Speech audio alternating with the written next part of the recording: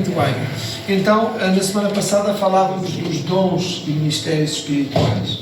Esta semana estamos a falar de um dom muito especial, que é realmente o dom de profecia, não é? É de tal maneira importante que o dom de profecia é um dos dois grandes identificadores da Igreja Adventista, não é? Portanto, o povo adventista, em primeiro lugar, é aquele que guarda os mandamentos de Deus e tem o testemunho de Jesus. Nós sabemos que esse testemunho de Jesus é então o espírito de profecia, não é? Portanto, a importância está ligada realmente à identidade da nossa igreja, não é? E a nossa igreja é uma igreja profética precisamente por isto, não é? Portanto, no final dos tempos estava profetizado que haveria de aparecer um povo que, para além de guardar os mandamentos de Deus, tinha também o espírito de profecia. Daí que é importante nós percebermos bem e compreendermos bem este dom, como devemos usar e como ele deve ser realmente um grande instrumento, e nós vamos sentir, à medida que as coisas vão acontecendo, à medida que nós vemos os acontecimentos a desenrolarem-se à nossa frente, vamos ver quão importante é que o Senhor nos tenha dado o dom de profecia, o espírito de profecia, para nós podermos enfrentar, não é? É muito diferente de nós, perante uma dificuldade, estarmos já preparados para ela, saber que realmente ela vai acontecer à nossa frente. E, portanto, no fundo é isso que o espírito de profecia vem para nos preparar para esses tempos finais, tempos difíceis que estão à nossa frente, e que, por falta de nós termos a preparação e o estudo da Bíblia que devíamos ter, foi necessário que Deus atempadamente tivesse preparado o espírito de profecia. É por isso que nós temos hoje, a própria Ellen White diz que nós não teríamos necessidade dos escritos dela caso aprofundássemos e estudássemos a Bíblia como realmente deveria de ser e como tínhamos e temos a oportunidade de o fazer com o Espírito Santo de Deus. Portanto, aproveitemos bem este dom que o Senhor nos dá, na sua misericórdia, na sua paciência. Marcelo, desculpa, professor, eu não entendi naquilo que você acabou de falar. Eu sei como se era negociar.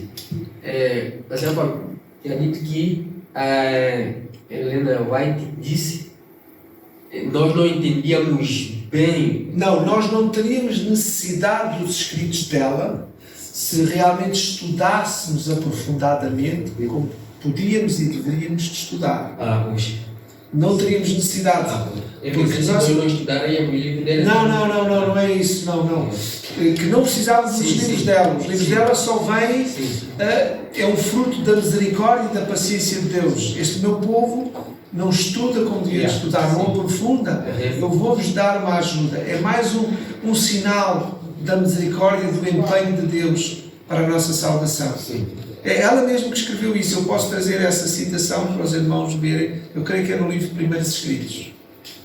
Sim, Nazaré. Esta semana estive a ver uma série do pastor André Flores que fala sobre o trabalho dos anjos. Uma coisa que ele diz é que quando nós abrimos e estudamos a Bíblia, o nosso anjo da guarda ministra, ajuda-nos a compreender o que lá está. É verdade. Eles são realmente seres que Deus enviou, mais um sinal do amor, da misericórdia e do cuidado de Deus. Deus não nos deixa sós. E os anjos vêm, entre muitas funções, essa será para nos inspirar, também instruir. É claro que a inspiração, a fonte maior, será sempre o Espírito Santo. Mas eles estarão sim ao nosso lado também para nos guiar nesse estudo. Já agora? Sim, Miguel. Por exemplo, eu já tenho lido ali certas palavras da Bíblia e não tenho compreendido. E às vezes, por passar ali umas 2 ou 3 vezes, eu paro para pensar, espera aí, eu já passei aqui, já li isto aqui. Depois é que começa a compreender tudo com calma, com atenção. Isso.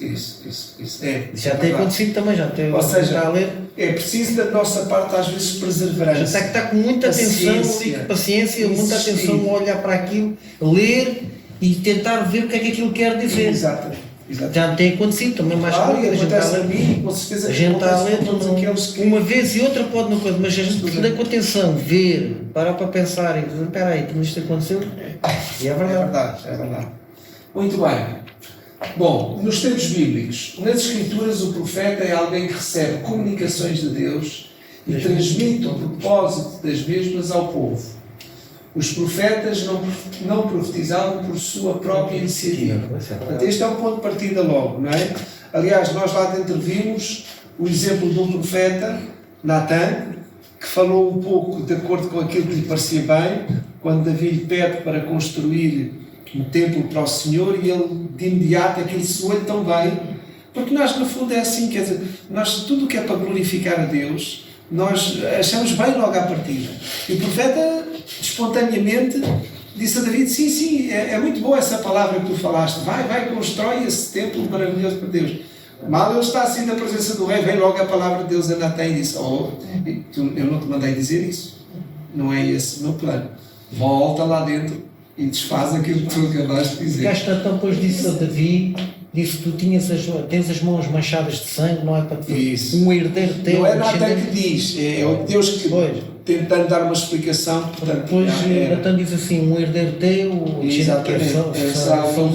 Salomão é cá de fazer o templo para Deus. É isso. Portanto, não é da vontade do profeta aquilo que é dito, portanto, não tem a ver com a vontade do profeta. O profeta tem que ser um instrumento, como é que eu diria, limpo e vazio para ser preenchido com aquilo que é a vontade de Deus, não é? É isso que é. O profeta é alguém que realmente tem. Vamos então aqui a 2 de Pedro.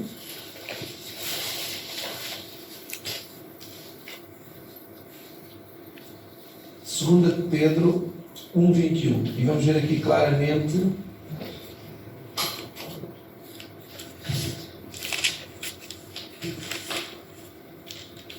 Em quê? 21. Como é que diz? Segunda de Pedro em quê? 1:21. Espera lá que isto está, não sei como é que voltou para aqui. 1:21. Isso. Porque a profecia nunca foi produzida por vontade do homem, mas o homem, da parte de Deus, falaram ouvidos pelo Espírito Santo. Muito bem. Portanto, a profecia não é produzida por vontade de homem algum. E aqui está uma segurança que nos dá. Não é? Portanto, a profecia é algo que provém de Deus. Por isso é segura e nós podemos confiar nela. Não é? Porque se fosse proveniente de algum homem, por muito santo e muito consagrado que ele fosse, poderia sempre haver ali alguma dúvida da nossa parte. Portanto, podemos confiar inteiramente na profecia, naquilo que Deus inspirou aos seus profetas. Através dos anos, Deus concedeu revelações da sua vontade ao seu povo, utilizando pessoas que haviam recebido o dom de profecia. É o que vemos em Amós 3:7. Portanto, é isto que vai acontecendo. Vemos ali a imagem de Moisés, não é? E ao longo dos anos, Deus foi tendo vários profetas. Vamos ver aqui em Amós 3:7. Amós, não é? Amós. Deus não fará coisa alguma sem que... Isso. É isso mesmo. Certamente, o Senhor Deus não fará coisa alguma sem ter revelado o seu segredo aos seus servos, os profetas. Pronto. É claro que isto tem algumas limitações. Portanto, nem tudo Deus revela. O próprio livro de Deuteronômio, capítulo 30, diz claramente que as coisas não reveladas são para Deus e as coisas reveladas são para os homens. Não é? O próprio Jesus, nós vimos lá dentro, Jesus também disse aos seus discípulos: ainda tenho muito para vos dizer, mas vós não podeis suportar. Não é? Portanto, há realmente coisas que Deus nos revela. Deus nos revela tudo o que nós precisamos de saber que seja benéfico para a nossa salvação, para o nosso crescimento, para a nossa caminhada. Se há alguma coisa que não nos vai beneficiar a nós, então Deus certamente não o revela. Está aqui, certamente o Senhor Jeová não fará coisa alguma sem ter revelado o seu segredo aos seus servos, os profetas.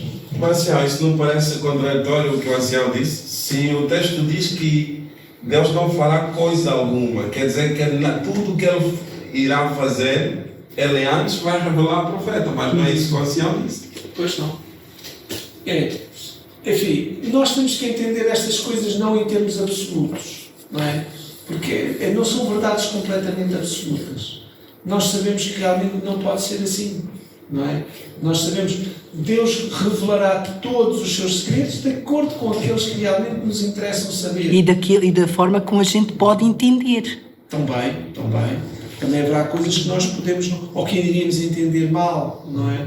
Portanto, há realmente aqui alguns absolutos que nós temos que ter algum cuidado a lidar com eles, não é? Portanto, revelar tudo. Bom, eu até acredito que nós não tínhamos, se Deus fosse revelar tudo, não é? Todas as coisas que Deus sabe, enfim, Deus é uma fonte infinita de saber. Nós nunca, jamais teríamos capacidade para receber de Deus a revelação de todos os segredos de Deus. O Criador das galáxias é algo. E é por isso que muita gente tira credibilidade na Bíblia, né? Se a Bíblia está a dizer isso, quer dizer, muitas pessoas que não percebem. Porque a Bíblia, o Ancião já me explicou que isso é uma linguagem humana. Deus disse uma coisa, mas o homem escreveu naquilo que ele conseguiu transmitir através do escrito. Então parece um bocado contraditório, porque aqui diz coisa alguma, parece que tudo que Deus vai fazer, Ele vai revelar ao profeta, mas não é isso. Há uma coisa que nós aqui não fazemos, eu vou já dizer. Vá, Manuel, vamos lá, já tinha a palavra. Eu acho que Deus revelou tudo para nós, o suficiente para nós sermos salvos. Tudo que é necessário para o homem ser salvo foi revelado. Nada foi escondido para o homem que não foi revelado para o homem ser salvo. Eu entendo assim, tudo que é necessário para um homem ser salvo, Deus revelou todo ao profeta. Exato. Uma das instruções que nós temos, Cristóvão, é não pegar em nenhum versículo da Bíblia isolado e fazer dali uma doutrina, um pensamento. Quando estamos a estudar um assunto, temos sempre que ir buscar vários versículos e tentar conjugá-los todos. Por vezes, lá está aquilo que tu disseste, ajuda-nos a perceber, por vezes a linguagem humana é imperfeita. E mesmo dentro da linguagem humana imperfeita, às vezes há traduções imperfeitas. Há traduções às vezes tendenciosas. Os tradutores pertencem a uma determinada denominação, uma linha de pensamento, e tentam encaixar a tradução. Porque quem faz traduções, quem conhece, tem mais que uma língua, conhece esta dificuldade que às vezes há na tradução, não é? Por exemplo, vocês têm um dialeto, não é? Não é fácil muitas vezes agarrar o dialeto que vocês têm e traduzir para o português. As coisas. Irmão Rogério, eu acho que porque Deus, por exemplo, quando foi o caso de Daniel, Deus explicou-lhe ou revelou-lhe até uma determinada altura. E depois já revelou, a João já revelou mais. Ou seja, tem a ver com o tempo, e com aquilo que nós podemos suportar. No fundo, o que eu acho que este versículo nos quer dizer é que realmente Deus é um ser aberto, não nos esconde nada, quer dizer, não esconde nada que seja de proveito para nós. No fundo, Deus está a querer dizer, a intenção que está ali atrás daquele versículo que eu vejo é que Deus diz: eu sou claro, eu sou aberto, eu não escondo nada de vocês. Porque é assim que as pessoas que se amam, que se tratam. Uma dos resultados do amor é esse, é que há clareza, há transparência. No fundo, Deus está aqui a querer dizer que é um Deus transparente, que é um Deus que realmente se revela, que não há nenhuma faceta escondida dele. Ou seja, não há falsidade para com ninguém. Exato, não há assim. Há honestidade. Enquanto que os homens, às vezes, na sua conversação, escolhem bem as palavras para não revelarem mais do que aquilo que eles querem que seja revelado. E alguma coisa não querem deixar alguma coisa entendida, não é? Mas é isso. Assim, a Bíblia, eu não sei em que versículo, mas diz que as coisas encobertas pertencem a Deus, daquilo que Ele não revelou. Podemos ver isso. Sim, aquilo que Ele não revelou. Mas dá-me a impressão que tudo o que Ele fará para nós, que é da nossa capacidade, Ele revela. No tempo certo. Porque aquela ideia de Jesus, por exemplo, como nós vimos há bocado ali em João, ainda tem muito para nos dizer, mas vós não podeis suportar agora. Ou seja, ali aqueles discípulos, imaginem como eu te disse lá dentro, imaginem que Jesus ia começar a revelar a Pedro que ele ia ser perseguido, que finalmente iam querer matá-lo, crucificá-lo, e que ele ia pedir para ser crucificado de cabeça para baixo. Imaginem o que é que seria isto. Como é que seria o ministério de Pedro a pensar: no fim do meu ministério vou ser crucificado? Era algo E, por exemplo, dizer a João, João, vão pegar em ti e vão-te lançar dentro de um caldeirão de azeite a ferver. Pois, isso está na coisa. Ou seja, é assim, Deus vai nos dando, basta a cada dia o seu mal, e Deus vai revelando a cada dia. Conforme a gente se porta. Exatamente. E não é só isso, é que nós, por exemplo, se Deus me revelasse hoje alguma coisa que vai acontecer comigo daqui por uns anos, eu posso não estar preparado hoje, mas daqui por uns anos, quando aquilo tiver que me acontecer, Deus já me preparou para aquilo que vai acontecer. Então, se eu me for revelar hoje, e quando eu não estou preparado, pode ter um efeito muito negativo. Mas quando eu já estiver preparado, é claro que aquilo vai gostar, mas estando preparado, já é completamente diferente. Mas vós não podeis suportar agora. Mesmo assim, Deus tem compaixão e misericórdia com gente. É isso. Ou seja, o que Deus no fundo nos quer dizer é que eu sou completamente transparente. Tudo o que vocês têm capacidade, tudo o que vocês precisam de saber, eu revelo. Ou seja, Deus está a dizer, eu não vos quero esconder nada. Eu não vos vou esconder nada. No fundo é a ideia que eu retiro dali. Depois, pronto, é claro, se nós tivéssemos outra possibilidade que eu também não tenho, era nós pegarmos aqui aquelas bíblias com transliteração, onde aparece o texto original, se eu tivesse estudado hebraico, que não estudei, e tentarmos comparar então ali palavra por palavra, o hebraico e aqui.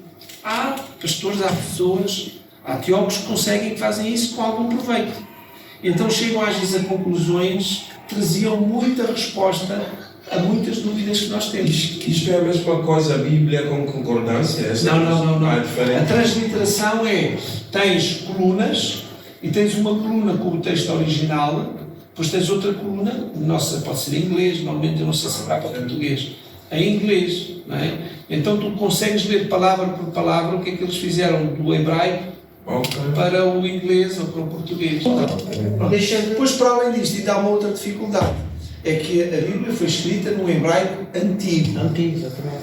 Se nós formos hoje, não é, a Israel, com aqueles textos, se calhar... Sim, Nazaré. Não, o hebraico, quando colocar no hebraico, essa parte eu sei. Então vamos... Não, o hebraico mantém-se, tanto que se um antigo nosso irmão viveu em Israel, reconheceria o hebraico manteve-se, porque eles recuperaram, faltaram em 1940 e tal, recuperaram, e é o hebraico que está há uns 1000 anos. Não houve evolução. Não houve. Pronto. Mas pronto, no grego eu já sei que não é assim. No grego, sim. O grego já não é assim. No hebraico não. Mantém-se ali fiel. Ok, pronto. Há o antigo e há o clássico. Pronto, no português também não é assim. No português também temos o português medieval, nos escritos medievais dos reis, e nós se calhar metade das palavras lá nós entendemos. Já não existe. É muito... E a forma da escrita, a concordância que eles faziam, a forma como construíam as frases.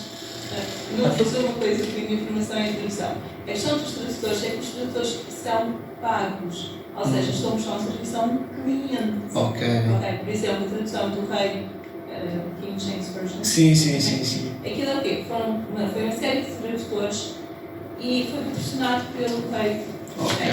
Outra coisa é... Ou seja, isso quer dizer que eles não são completamente isentos. Não são isentos pelo cliente. Pois. De um lado pelo cliente, por outro lado pela pressão. Claro. Porque há histórias da tradução e uma obra encomendada é a tradução tem que viver ao longo dos tempos. Por isso, há sempre uma motivação por trás do cliente, a não ser, só que ele foi um termo que traduziu para o alemão, que aí consideramos que o termo foi um seu eliminado de Deus e eventualmente está em centro. Quem tem um cliente está sempre... Porque está sempre, exatamente, está a trabalhar para aquele cliente. Eu tenho um exemplo muito simples, por exemplo, traduzir tu em inglês para português, há logo uma situação que é o you em inglês que eu vou traduzir. Vou traduzir como tu ou vou traduzir como você. Por isso temos que perguntar o que é que o cliente quer, levando ao cliente. Claro. No caso do Lutero, aí está uma exceção e outras, não sei se foi aqui em céu. Há situações que foram mesmo os chefes de pessoas que traduziram, disse uma coisa. Mas noutras situações, agora, tradutor, coitado. não é fácil, não é um trabalho fácil. Para além das dúvidas que às vezes existem, que ele tem que ver bem o contexto e que, qual é a palavra, porque há vários sinónimos que se podem encaixar. Só mais uma coisa. E depois há outra situação, que é a cultura de chegada. Cultura de? Chegada. Chegada. traduzir uma coisa de Israel, coisas que não fazem sentido para mim, mas eu Ok. exemplo que é o mais. Expressões idiomáticas do própria cultura. Nós aqui, no Seixal, não temos muita experiência com a neve, mas há sítios em Portugal onde há neve. Claro. Nós, no centro alheios esta realidade, compreendemos a expressão branco como a neve. Ok. Claro, por exemplo, Alcosta, em África, a expressão não é branco como a neve, será branco como o algodão. Sim. Ok, ok. Pronto. Há várias. Tudo dependendo também das culturas. Claro. Ok, ok. Estas traduções têm muito que se diga. Para fazer sentido. Claro, claro. Uma pessoa que nunca viu neve, o que é que disser? Claro. Agora deixem-me dizer-vos o seguinte, e nós podemos ficar um bocadinho assustados com isto tudo. Bom, então, ao final, como é que confiamos na Bíblia? O que é que podemos confiar na Bíblia? Com esta questão das traduções, das línguas, tudo isto, enfim, tudo mais. Deixem-me dizer-vos o que é que realmente eu encontro. Eu encontro um Deus todo-poderoso. Eu encontro que há um Espírito Santo de Deus para nos inspirar e nos guiar em todas estas propositados, outros nem tanto, não é? Nós temos, por isso nós necessitamos tanto, é importante um conhecimento linguístico e tudo mais, é muito importante, mas acima de tudo temos que ter o Espírito de Deus para nos guiar em todos estes desvios e em todas estas dúvidas. Portanto, eu acredito plenamente nisto. Nós podemos ter uma tradução que não é a mais correta, mas se tivermos o Espírito Santo de Deus a estudar juntamente connosco, Ele vai nos dar a compreensão mais correta, ainda que a tradução não seja a mais correta. Esta é a fé que eu tenho. E instrui-nos para o bem. Hã? E instrui-nos E instrui-nos, claro, para o bem. para o bem, na correta, naquilo que é correto. Portanto, é esta a fé. Portanto, não se deixem assustar com esta questão das traduções, as questões da cultura, da linguagem, da evolução da linguagem. Não se deixem assustar. Coloquem o Espírito Santo em primeiro lugar. Não é tanto o conhecimento linguístico, o conhecimento intelectual, é importante e ajuda bastante. Mas acima de tudo isso, está o Espírito Santo. Porque é assim, e cada nação pode ser traduzido como a Nazaré estava a dizer, diz de uma maneira diferente, mas se a gente for a ver aquilo, quer tudo, vai tudo dar ao mesmo. Claro, claro. Tem uma maneira diferente. Branco como o algodão ou branco como a neve, Vai dar ao branco mesmo. é branco. Branco é branco, pois é verdade. E depois há esta coerência, Deus não se contradiz. Nós encontramos num livro da Bíblia e encontramos noutros livros. Há sempre a questão da coerência. Também. A palavra não se contradiz. É, em alguns casos, sim. Portanto, não há contradição. Se bem que às vezes há alguns textos que parecem, lá está, lá temos que nós estudar e aprofundar e perceber o que é que nós estamos a perceber. Eu não sei, agora não preciso. E depois há outra questão, falei nessa parte. E depois há a questão de quem escreveu o livro tem o seu público-alvo. E a mensagem que está a transmitir para um público será, portanto, ser um bocado 3 pessoas, já aquelas situações só falam mesmo tanto que é só um. Não está a contradizer, é preciso atenção para quem era dirigida aquela mensagem. Claro. Ou seja, quando Paulo escreveu dirigido a um determinado público-alvo, é um público diferente, completamente diferente daquele que nós temos hoje quando estamos numa igreja cheia, não é? Passado todos estes séculos, não é? O público-alvo da mensagem do pregador é diferente do público-alvo de Paulo, quando ele escreveu aquele livro. Portanto, é preciso encaixar todas estas coisas na sua devida. E o Espírito Santo faz isso. Confiemos. Não tenhamos medo de estudar e de confiar naquilo que está lá escrito. Questionar. E de Questionar. Claro, porque o Espírito Santo está lá para responder, não é? Portanto, é questionar e, Senhor, eu não estou a entender, e sermos sinceros. O cristão, temos que ser, não vamos abanar a cabeça a dizer que sim, quando realmente não entendemos.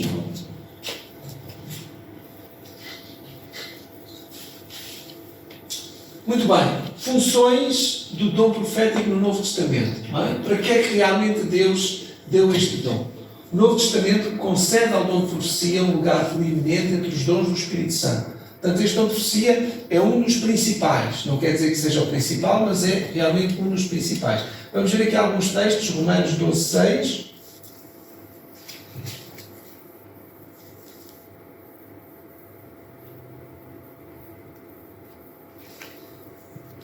De modo que, tendo diferentes dons segundo a graça que nos é dada, se a profecia, seja ela segundo a medida da fé.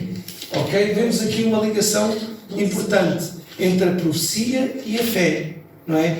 A fé é que nos ajuda nestas coisas todas. Percebem? Ou seja, mesmo quando estamos a estudar a Bíblia, é preciso muita fé para estudar a Bíblia. É preciso realmente querer confiar, não é?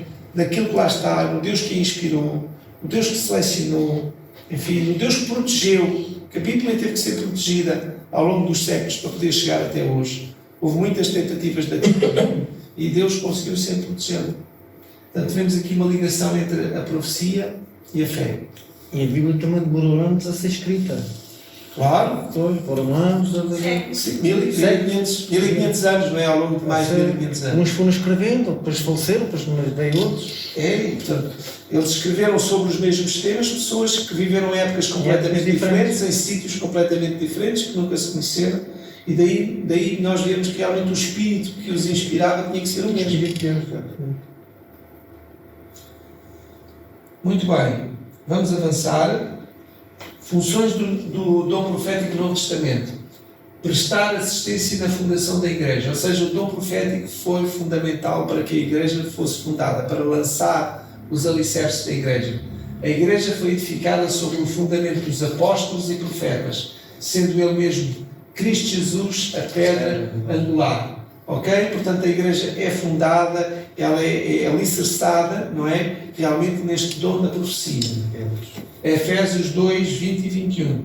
Portanto, é uma das funções do dom de profecia, do espírito de profecia.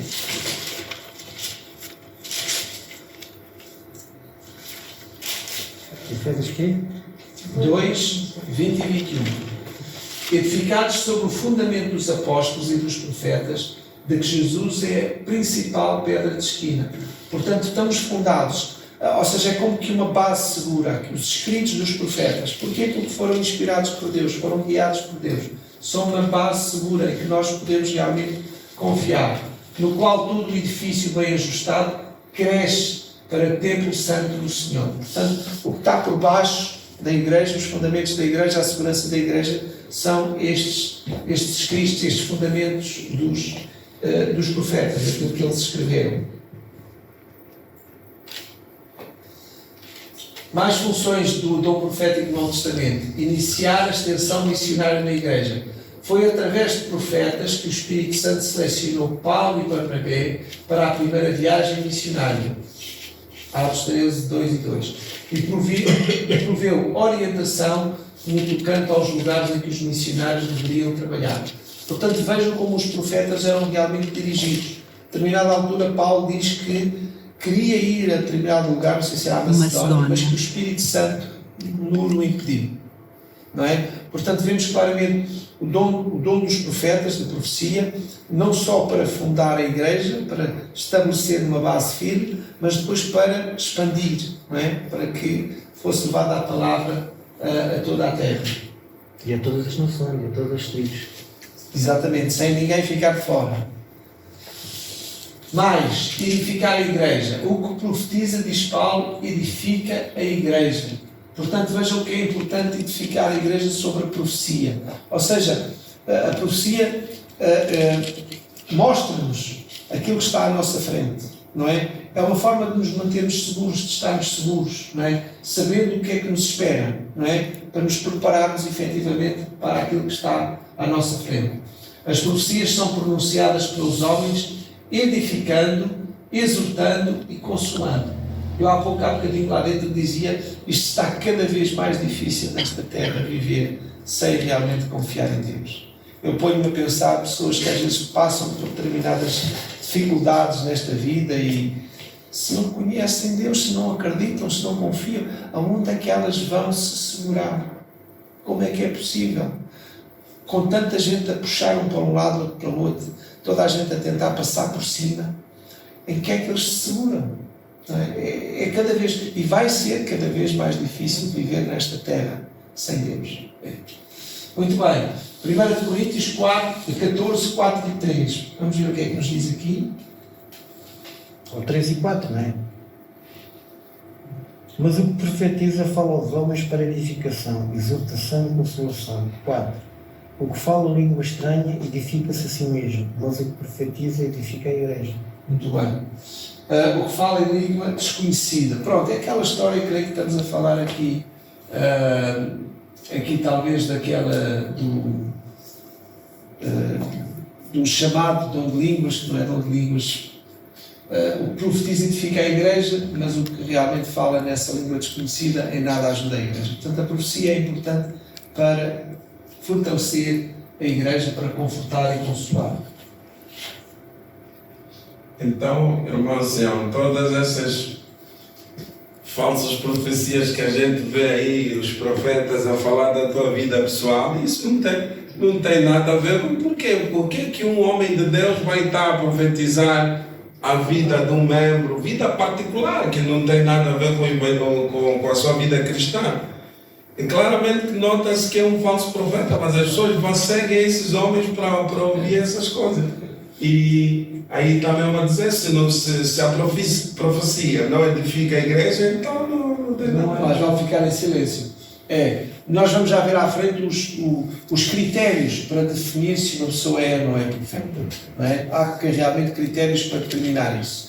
Mas não vejo em que é que Deus daria. Bom, vemos no caso da irmã White, quando foi o caso de alguns irmãos que lhe pediam conselhos e ajuda e orientação, e houve alguns casos em que ela realmente deu orientação, que Deus até lhe revelou o que é que havia, o que é que estava a passar na vida daquele membro, não é? E estava a prejudicar a igreja. E a igreja mesmo, não é? E a família toda em conjunto, e alguns se arrependeram e voltaram ao caminho, e outros se revoltaram e se rebelaram, e por isso ela tinha tantos inimigos, porque havia pessoas que não gostavam de ouvir aquilo que era verdade. Ou seja, o mal não gostava de ouvir. Claro, o mal da pessoa. Mas nesse caso era algo que impedia a obra, né? Não era nada particular de uma vida.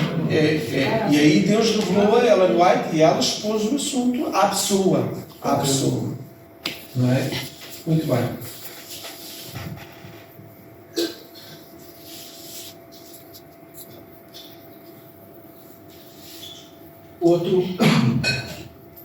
Outra função do dom profético no Novo Testamento: unir e proteger a igreja. E isto é extremamente importante, a união da igreja.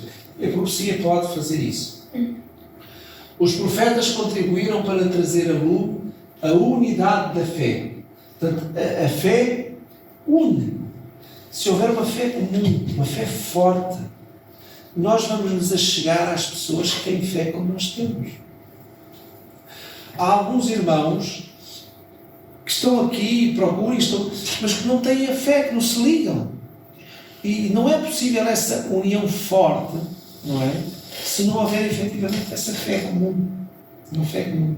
Portanto, e as profecias, já vimos ali no versículo atrás, a profecia e a fé estão ligadas. Quando Deus anunciou que realmente vai ser assim, e nós não vemos nada que indique que as coisas vão ser como Deus indicou, então temos que usar a fé para saber que efetivamente as coisas, e depois unirmos num propósito comum, e aceitar como vai ser feito. Exatamente, e aceitar, não lutar contra isso, porque há pessoas que, como não aceitam, começam a lutar contra isso e começam a tentar minar essa fé, isso que aí está. Mas, portanto, vemos que uma das funções deste dom profético é unir a igreja e proteger a igreja. Proteger contra quê? Está ali.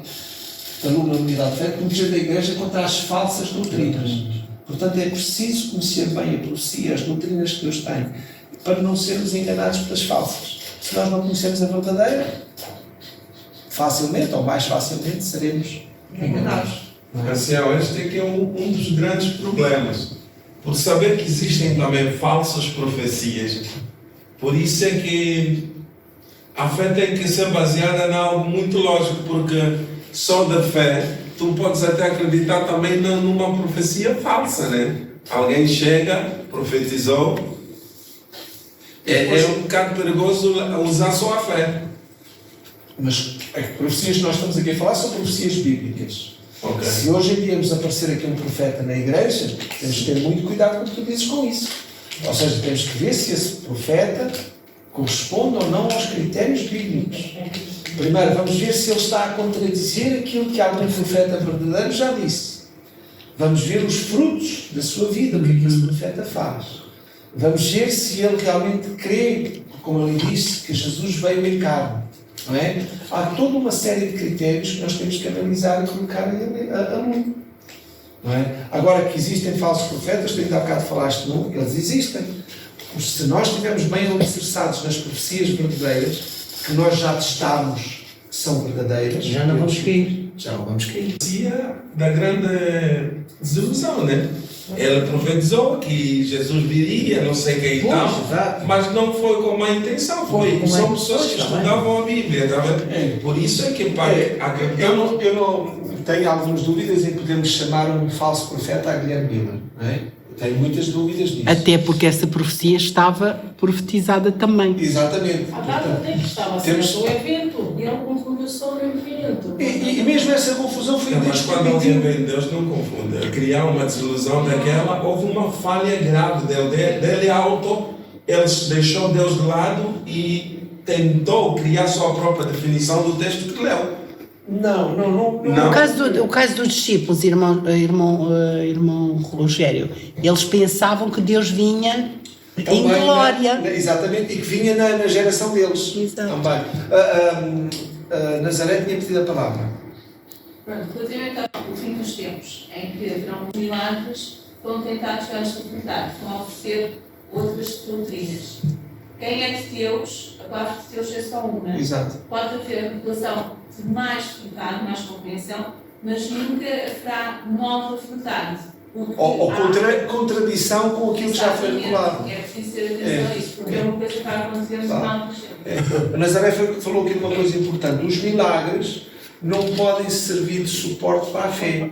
Ou para dar nova doutrina. Pois, porque depois atrás eles primeiro fazem o milagre para convencer as pessoas que são do céu, e desta manhã o pastor falou sobre isso, né? Nem todos os milagres, não sei se foi na nossa classe ou se foi agora, estou um bocadinho confuso, se foi no culto, em que nem todos os milagres provêm de Deus. Eu creio que foi na nossa classe, o pastor Daniel disse.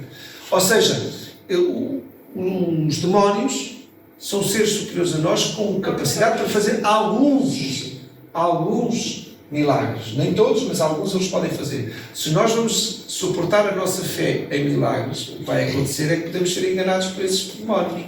Portanto, o que nós temos é que suportar a nossa fé em princípios. Está escrito, o princípio é este. Façam o que fizerem, não é? Satanás tentou enganar a Jesus. Tu estás aqui cheio de fome. O Pai sabe que tu precisas de comer. Transforma. É lícito que o faças. Já estás aqui há tanto dia sem. E, portanto, Jesus, com base no princípio, conseguiu realmente refutar aquilo que até parecia muito lógico, muito aceitável. Não é? Sim, o mal é uma Sim, irmão Rogério, quando fala-se que os demônios fazem milagres, Deus nos avisou tudo. Né? Há uma profecia que diz que todo olho verá a vinda de Jesus, toda a gente vai ver. Né? E Jesus disse: se alguém vos disser que Cristo vem ao lado, não acredite. Isso. Né? E depois tem algo que Jesus nos disse. Né? Porque isso vai acontecer. Vai acontecer. Satanás vai tentar aumentar e a volta de Jesus. Satanás faz descer o fogo, tentar fazer cair o fogo do céu para as pessoas dizerem que é Cristo. Isso. Quando isso acontecer, não acredito. Não acredito. Né? Porque quando eu venho com um relâmpago, Claro. todo o universo vai me ver de uma vez. Não é só em Almada, mas em chão. É que Deus nos preparou para tudo isso, irmão. Deus nos preparou para tudo isso. Agora, voltando ainda a Guilherme Miller, eu creio piamente que realmente havia um propósito da parte de Deus, em que realmente Guilherme Miller não pudesse ter vislumbrado a verdade na sua extensão. Era necessário preparar uma igreja. A igreja estava a começar, era preciso firmar uma igreja. A igreja adventista ainda não estava firmada, havia apenas uns poucos irmãos que se reuniram de outras denominações e que estavam num grupo ouvindo a igreja adventista no tempo de Guilherme Miller. E esse desapontamento, como que vem abanar, vem sacudir, talvez houvessem ali alguns elementos. Para saber quem é quem é. Exatamente, isso mesmo. Ou seja, para chegarmos à conclusão de quem é que se. Ela não sabia o que acontecia. Você vê que diz. Para ele passar por isso, para ver quem é quem na igreja. Isso. Ou seja, esta sacudidura, provavelmente estariam lá membros que não eram para estar. E Deus sabia daquilo e disse: não, vamos ter que dar aqui um abanão.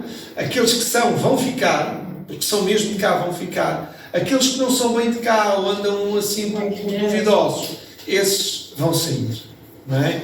E esta sacudidura vai acontecer novamente no final dos tempos. Há dias eu assisti um debate. E muitos vão sair. Grandes estrelas cairão. Eu assisti um debate, parece com um pastor Elias qualquer coisa, que ele nos acusa sobre isso, porque a gente tenta justificar as coisas. Porque houve um erro, claro, porque a Bíblia diz: ninguém sabe o dia nem a hora, e ele virá como ladrão da noite. Se ele vem como ladrão da noite, ninguém deve dizer o dia nem a hora. Houve um erro, porque se a gente tentar dizer que Deus é que permitiu, porque aquilo foi um abalo no início da igreja, que eu acho que Deus não precisava daquilo para separar o joio do trigo, não é? Eu acho que houve um erro. O Guilherme Miller, se calhar por si mesmo, acreditou que podia interpretar aquilo e esqueceu outro texto, que diz que ninguém sabe o dia nem a hora. Claro. E ladrão da noite nunca avisa, porque ele avisou. Claro. A questão não é essa. A questão é que, efetivamente, Deus tem propósitos que às vezes a gente não consegue entender. É isso. E a revelação da verdade é uma revelação progressiva. Claro. Também é. Sim. Dizer que também que ele não era um profeta, ele era um estudioso da Bíblia que fez uma confusão. E tentou estudar. Agora, por exemplo, Eu não sei se vocês conhecem a história de Guilherme Miller. uma vez na minha classe da escola sabatina, havia lá um senhor, ele não era homem, ele tentava explicar tudo de que até 5 anos Jesus voltaria. E eu tive que tentar achar com ele na classe. Eu disse, não. Porque eu tentava argumentar, eu disse, não, ninguém pode fixar. Se parece que daqui a 5 anos, 5 anos vai dar daqui a 2025, não pode fazer isso. Claro. Porque ele disse que sabe andar. Nem 5, nem 50, nem 10. Fica com seus cálculos. E parece que nem Jesus, só o Pai é que sabe ou não? Naquela altura eu não sabia. Agora já sabe. Agora está, compadre. Mas o que eu ia dizer é o seguinte: Guilherme Miller, ele era um camponês. E a determinada altura começaram a chamá-lo que ele devia de vir pregar para a igreja. Não havia a igreja adventista. E ele faz o propósito do Senhor. E ele diz a determinada altura: Senhor, se tu queres realmente que eu pregue, vais-me dar uma oportunidade. Há de vir alguém à minha porta, bater-me à porta para me convidar para pregar. E foi isso que aconteceu. Deus enviou um jovem porque o pastor tinha ficado doente de algum lado e então não tinham ninguém para pregar naquele dia e foram bater à porta. Que igreja era na altura? Eu não sei se ele seria metodista, seria a igreja metodista onde estava a irmã. Ele era batista. A irmã Ela que era metodista. Metodista, ele era batista. Exato. Pronto, e depois lá está, juntaram-se elementos da igreja metodista, batista e outras igrejas evangélicas e juntaram-se. Não havia na igreja adventista. Mas ele faz este desafio com Deus. Portanto, eu creio plenamente que Guilherme Miller foi chamado por Deus. E há erros que são consentidos por Deus, há verdades que Deus naquele momento não são para revelar, não as revela. E, portanto, acredito que foi plano de Deus, estava escrito, estava profetizado muito antes de Guilherme Miller que a igreja haveria de comer o livro, que haveria de ser muito doce na boca e amargo no estômago. É esta profecia que nós temos do grande desapontamento. Apocalipse 10. Apocalipse 10. Portanto, e era algo que estava profetizado muito antes de Guilherme Miller ter nascido. Portanto, a vontade de Deus sempre se cumpre. De uma maneira, se foi por um erro de Guilherme Miller, se era por outra circunstância qualquer, era algo que Deus tinha planeado para a sua igreja.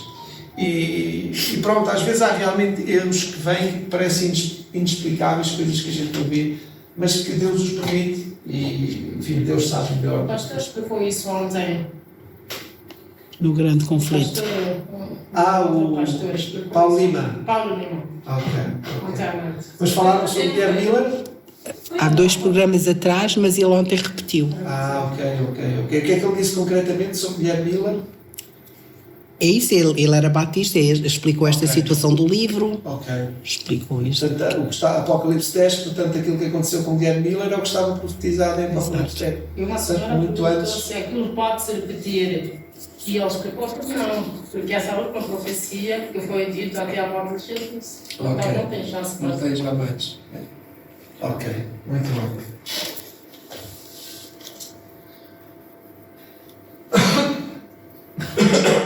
Mais funções do dom profético no Novo Testamento. Advertir quanto a dificuldades futuras. Lá está. Profecia é extremamente importante. Se nós sabemos que vai haver esta perseguição, se sabemos que alguns vão ser lançados na prisão, alguns não vão poder comprar, não vão poder vender, tudo isto quando nós vemos acontecer isto, Deus vai trazer tudo à nossa mente. E depois disso, então, nós começamos a pensar, bom, então o que é que vem a seguir? Começamos já a projetar a nossa mente e começamos a criar esperança, confiança no futuro. Isto que está a acontecer, Deus já disse que ia acontecer. E Deus disse que depois disto ia acontecer isto. E é assim que a nossa fé, a nossa firmeza se vai firmando. Não é? Deus prometeu, o teu pão e as tuas águas serão certas. Vamos ter um banquete. Não é isso que estamos à espera. O pão e a água serão certas. Não é? Ele está prometido. Um dos profetas do Novo Testamento advertiu quanto à proximidade de uma fome futura, e a Igreja iniciou um programa de assistência mediante o qual foram enviados aqueles que enfrentavam dificuldades. Isto aconteceu na Igreja Apostólica, Atos, capítulo 11. Atos, capítulo 11, versículos 27, não é? Portanto, havia ali uma situação, 11, 27 a 30.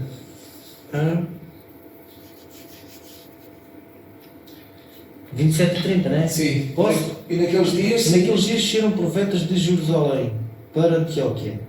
28. E levantando-se um deles, por nome Agabô, dava a entender pelo Espírito que haveria uma grande fome em todo o mundo.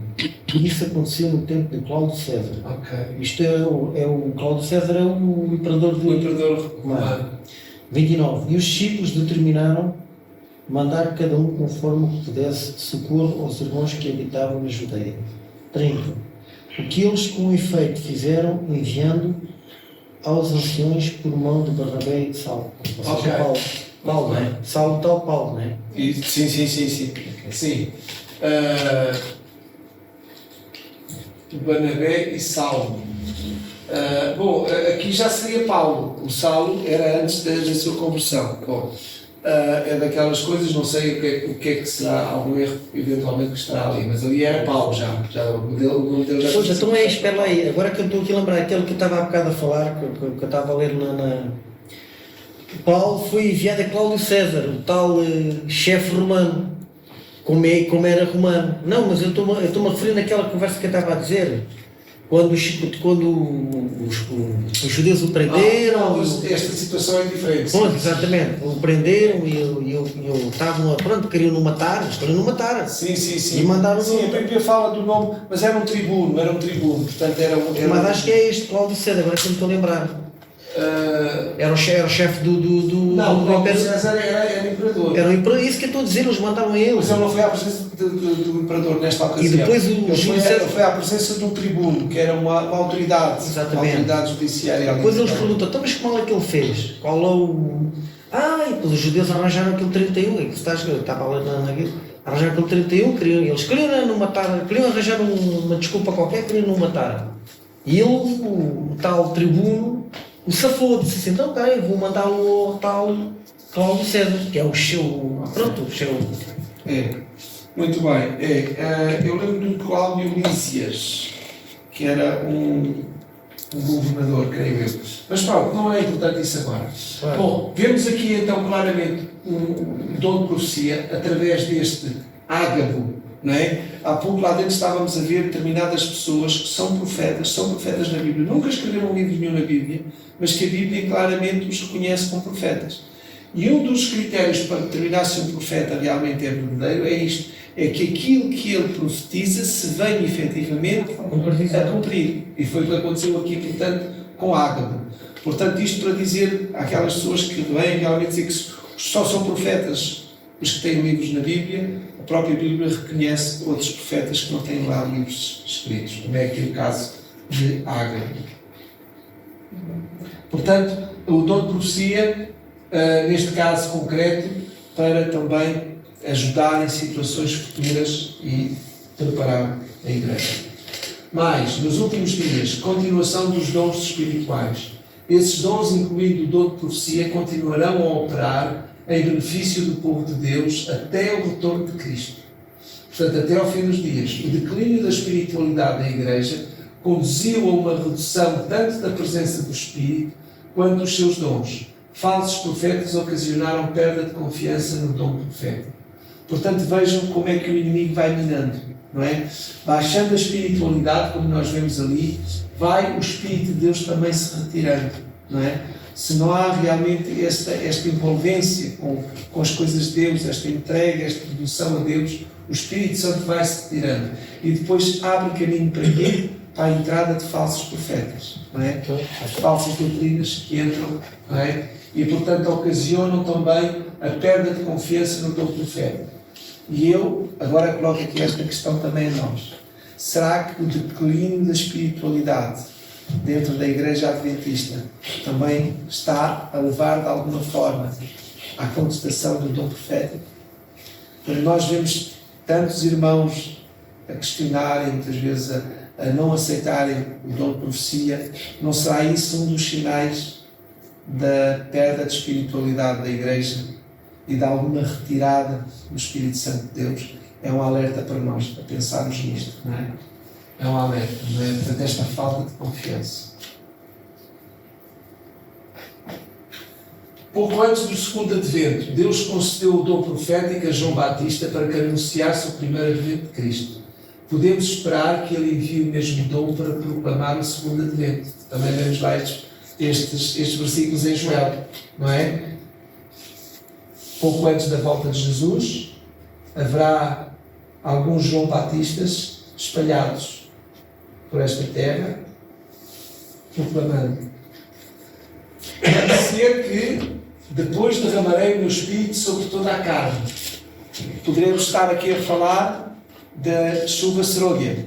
Será um derramamento especial do Espírito Santo sobre toda a carne. Os vossos filhos e filhas profetizarão, os vossos velhos terão sonhos, os vossos jovens terão visões. E também sobre os servos e sobre as servas naqueles dias derramarei o meu Espírito. Portanto, vemos aqui o derramamento do Espírito de Deus, o dom de profecia, provavelmente sobre as pessoas menos esperadas, menos capacitadas. Pessoas idosas, jovens, crianças, menos preparados, menos capacitados, e o Senhor a usá-los.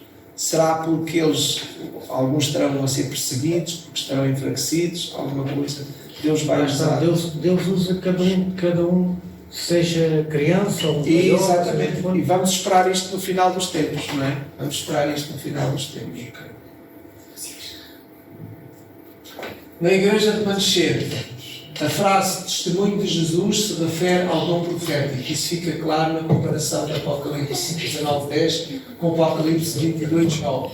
Portanto, o testemunho de Jesus é o Espírito de profecia. Apocalipse 19:10 é um texto que nós conhecemos bem.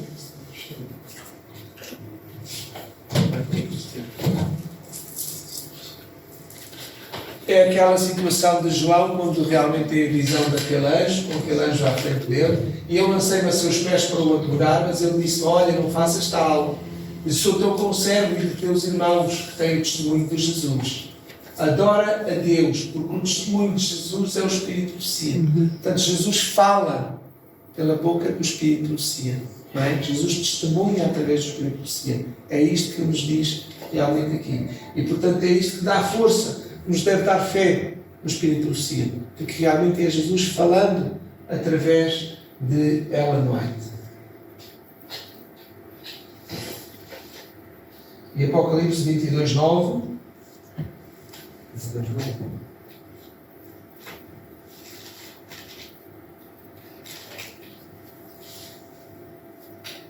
disse: olha, não faças tal. Sim.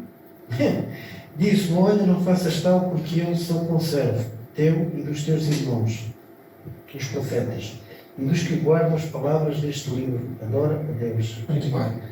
Portanto, lá está, é as mesmas palavras que João também ouviu no anjo. A expressão Espírito de profecia pode-se referir ao Espírito Santo que inspirou os profetas, à operação do dom de profecia e ao instrumento da profecia, não é? Portanto, este Espírito de profecia abrange qualquer um deles, não é? Portanto, o Espírito de profecia, o Espírito Santo está presente no profeta, é o Espírito Santo que fala ao profeta. Também é este dom e é o instrumento da profecia é realmente o profeta, não é? Portanto, pode ser entendido numa destas três vertentes. Profetas pós-bíblicos em Bíblia. Foi o dom profético que produziu a própria Bíblia. No período pós-bíblico, ele não deve superar as Escrituras ou acrescentar algo a elas. O dom profético atuará no tempo do fim, assim como atuou nos dias dos apóstolos. Ou seja, os apóstolos, vimos ali o Ágabo, não é? No tempo dos apóstolos, que teve aquela profecia e ajudou a igreja a preparar-se para um tempo de fome que estava à frente, não é? Nós também hoje temos Ellen White para nos preparar para algumas dificuldades que nós temos à nossa frente, para podermos realmente enfrentá-las, não é? Portanto, não é pelo facto dela estar sem um livro na Bíblia que deixa de ser profeta, não é? Vemos efetivamente que não é isso que determina de que alguém seja ou não profeta de Deus. Assim, eu tenho uma dúvida, não sei se faz um bocado mais quando tratamos do estudo. A senhora diz que não crença total no Espírito de Profecia, é possível que tire algum Espírito Santo no seio? No Era o que estava ali, sim, que era um dos sinais, a diminuição da espiritualidade na igreja, não é? Leva à retirada do Espírito Santo e, por outro lado, também a uma descrença nesse Espírito de Profecia que foi inspirado pelo Espírito Santo. E o que teremos de um pregador como Bill Graham e os outros que nós sabemos que não é da nossa denominação, mas claramente ninguém duvida que aquele homem era cheio do Espírito Santo, porque ele convertia, e também eu não conheço pregação dele que traga alguma coisa contraditória àquilo que a Bíblia diz, né? Sim. Era um homem, eu não sei se o ancião já chegou a assistir alguma pregação dele. Já. Por exemplo, o que diremos? Ele não tinha espírito de profecia, mas é um homem que mesmo nós podemos ouvir a pregação dele, que é uma pregação cheia de Espírito Santo. Claro. Também tem ovelhas noutro aprisco. Isso, é verdade. O facto, quer dizer, porque o Espírito de Profecia é mais um ajudador, é mais um acréscimo, é mais uma vantagem que Deus nos dá, é mais uma ferramenta, é mais um instrumento que nós devemos de usar. Ora bem, Billy Graham era, como eu disse, uma ovelha de outro aprisco, fez também um trabalho para Deus. Há ovelhas espalhadas por todo o lado, e portanto não é só na Igreja Adventista que estão pessoas salvas. Há pessoas salvas por todo o lado, por todas as igrejas, nós sabemos disso. E Deus usa cada um deles. Agora, uma coisa é inegável. Nós temos um privilégio que as outras igrejas, que o Billy Graham não tem. E outras igrejas não têm. E mesmo assim, alguns de nós que têm esse privilégio não creem, não aceitam, rejeitam. Enfim. Eu já uma vez aqui... Isso não devia de acontecer. Claro, eu já uma vez disse aqui, bom, se nós conhecemos a forma como a Igreja Adventista nasceu, a forma como ela foi realmente estabelecida, Deus ergueu esta Igreja através de Ellen White e outros pioneiros também na Igreja. Eu faço esta pergunta, e alguns irmãos podem não aceitar isto, mas eu já fiz isto aqui num culto e fiz esta pergunta. Como é que é possível alguém dizer que é adventista e está na Igreja Adventista e não aceita o Espírito de Profecia? O que é que estão aqui a fazer? Será que esses adventistas conhecem a forma como nasceu a Igreja Adventista? Como é que ela cresceu, como é que ela foi formada, as provas que passou, a intervenção que Deus fez através da profecia? Então, e alguns adventistas dizem-se totalmente adventistas de todo o coração e rejeitam o Espírito de Profecia. Será que eles conhecem a história da Igreja Adventista? Fica a questão. Sim, Nazaré. Me permite, lá está, eu ando a pensar muita coisa, mas não me importa de nada. A questão é que nós, nas igrejas, estamos pai da quarta ou quinta geração. Há quem tivesse crescido e pai é adventista, foi criado adventista e não tem esse conhecimento. Sim. Então, Pois, ou seja, não são verdadeiramente adventistas. São adventistas por inerência, porque pertencem à família, por afinidade. Essa é uma situação que o Espírito do Senhor, até porque é que depois começam a olhar para nós e porque é que lá fora há gente que é muito boa, só não tem ateus, mas é muito bom não aceitar, não conviver, até que, pronto, criar laços com essas pessoas. a explicação que eu acho que faz sentido. Quem criou, sabe o que é que criou e sabe o que enfrentou. E depois quem manteve também, e nós estamos numa situação em que a geração mais nova, pode ser que não sabe o que é, mas não sabe o que é e não sabe o que é. Pois, ok. É uma questão de tradição, quase. E é só pegar numa coisa. Sim? Isso mina. É isso. Porque É verdade, vai minando. questionar Sim. e começam a interagir com pessoas. Acabam por ser instrumentos na mão do inimigo precisamente para minar. Mas só pegar só numa coisa daquilo que a Nazaré disse, e é verdade que eu também já tenho visto. Eu tinha um cliente que o homem é a coisa mais bondosa, mais calma, mais tranquila a falar. Ele é, não sei, ele é indiano e professa, não sei se é os xiitas, acho que é um xiita que tem aqueles bonecos com umas trombas e adoram aqueles bonecos todos e aquelas coisas.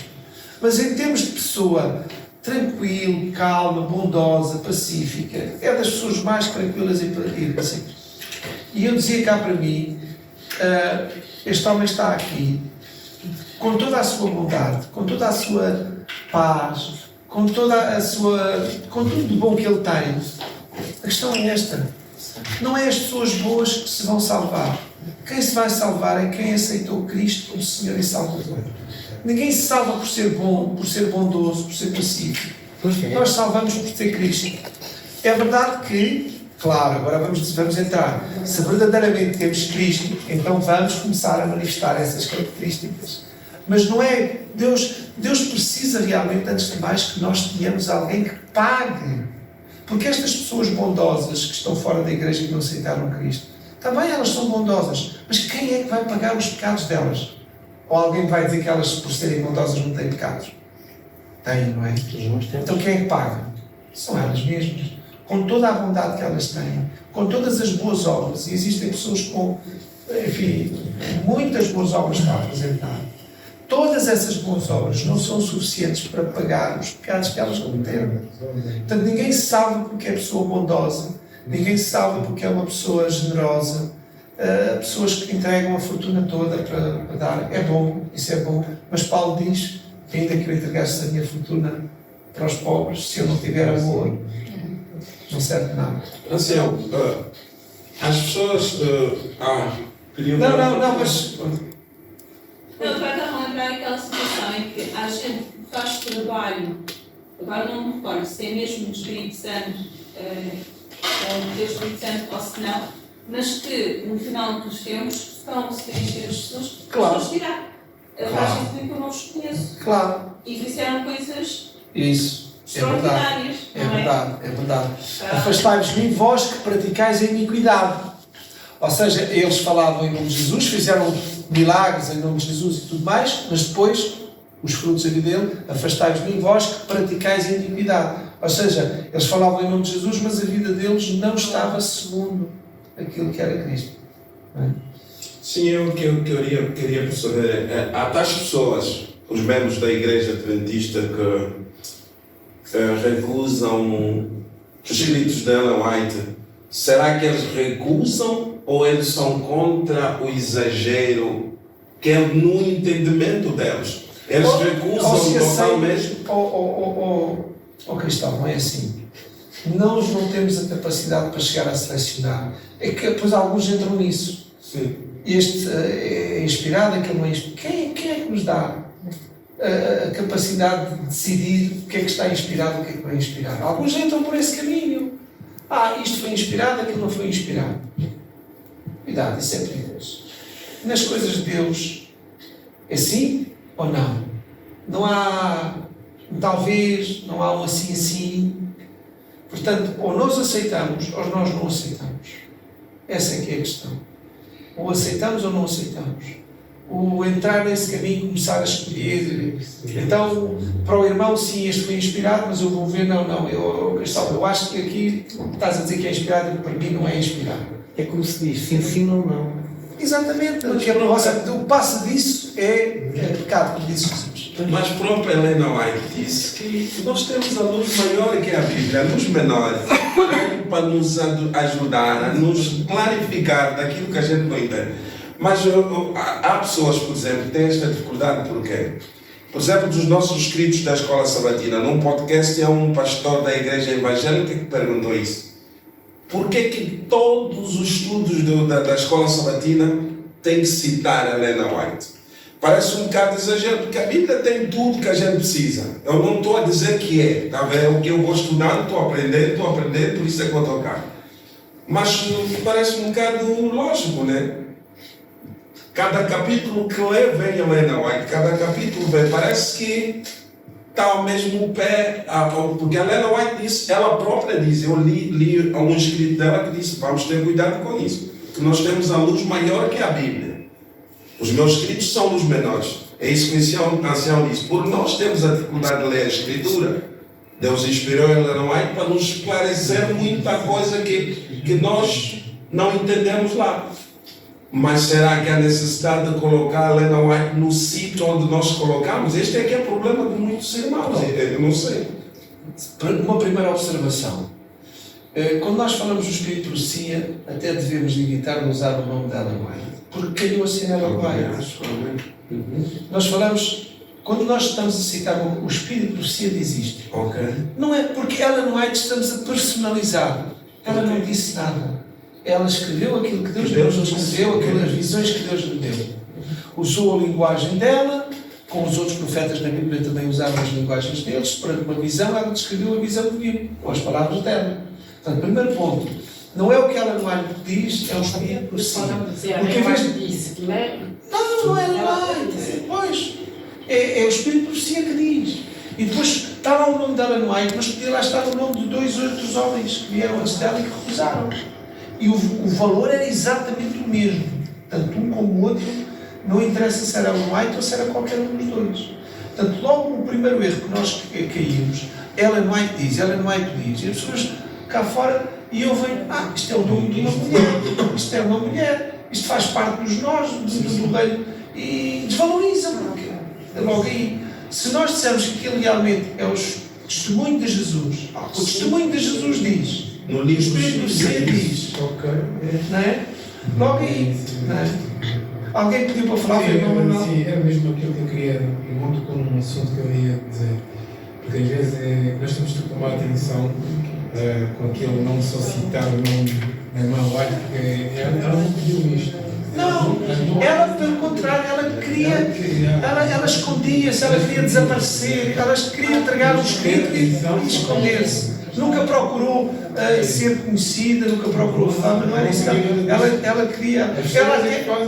Ela às vezes ia contrariada, ela sabia que ia dizer coisas que os irmãos não queriam ouvir e aquilo custava-lhe. Era uma luta terrível que ela tinha. Mas que ela é uma luz que nos clarifica imensas coisas. É Deus que nos clarifica através daquela mulher, podia ter sido outra qualquer. Não é? É como estarem a usar Maria. Usam hoje o nome de Maria. Maria nunca pensou ser aquilo que lhe fizeram agora. Se fossem perguntar àquela jovenzinha que teve Jesus, que iam pô-la nos altares, iam andar com ela em cima dos coisas, iam fazer profissões, eu faço ideia o que é que aquela jovenzinha ia dizer. Fizeram de Maria nada, ela não queria nada. Exatamente, fizeram o ídolo de Maria, Maria não queria nada. Era uma jovenzinha simples, honesta, uma jovem que se deixou usar, submissa à vontade de Deus. Eu até falei para alguém que eu estava a falar em alguma católica que a própria Maria, quando eu precisava, ela ia perguntar a Jesus. A Jesus! Então ela, se estivesse no nosso lugar, ela ia ler para ver o que o filho disse. Exatamente. Quando soltou o vinho na boda, vai ter com ele, vai ter com Jesus. Vai ter com Jesus. Isso é que faz confusão. É preciso algum cuidado nesta questão de personalizar as coisas. Depois, já tenho ouvido alguns irmãos a dizerem Helena White. Eu sim, Helena White. Quer dizer, primeiro nome em português e usam o apelido em inglês. Isto realmente. Quer dizer, ou dizem o nome todo em português ou dizem o nome todo em inglês. Quer dizer, Helena Branco, depois estas coisas. Enfim. Pronto. Mas eu acho que nós temos que desviar o espírito de profecia da pessoa de Ellen White. Ellen White, é claro, também tinha a sua família, tinha as suas questões pessoais, tinha as suas lutas próprias dela como mulher, ok? Que são dela. e tem as coisas que Deus a inspirou para nos ajudar a nós nas nossas vidas. Acho que até nós só devíamos citar quem é o escritor quando alguém está a estudar conosco precisasse saber onde é que saiu o livro. Olha, o Espírito de Profecia existe no livro tal. Sim. Páginas tal. O Espírito de Profecia. O que é esse Espírito de Profecia? Está lá em Apocalipse 19:10. É o testemunho de Jesus. Vocês veem a credibilidade que dá e a credibilidade que nós roubamos quando dizemos Ellen White. É o testemunho de Jesus. O Apocalipse diz que é o testemunho de Jesus. Não é Ellen White. É o testemunho de Jesus. E ela própria tinha essa preocupação. Ela queria tirar o nome dela. Ela queria desaparecer. Porque punha sempre Jesus à frente. Ela escondia-se atrás de Jesus. E as pessoas querem pô-la à frente. E aí é o que E a fazer idolatria, querem fazer idolatria.